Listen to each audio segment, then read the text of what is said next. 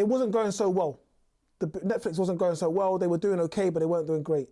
So Reed and Marc, bearing in mind that they kind of been business partners for so long, and Marc was the CEO, he was the guy, the main guy, and Reed was just a money man at that time.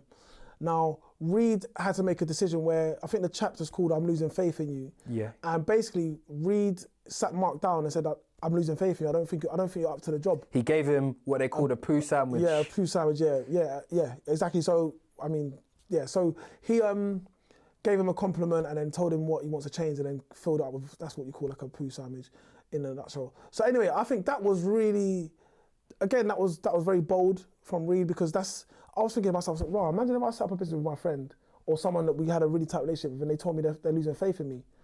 And then, but even to top that up, Marc obviously took that on board, and then he realized that he agreed with Reed. He's like, yeah, you know what, maybe I'm not as good as a CEO.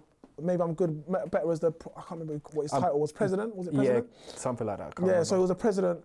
And then he realized that having Reed on board, because people were talking about raising money, they still had to raise a lot of money. You know, they were burning money. He calls it like the pressure of success.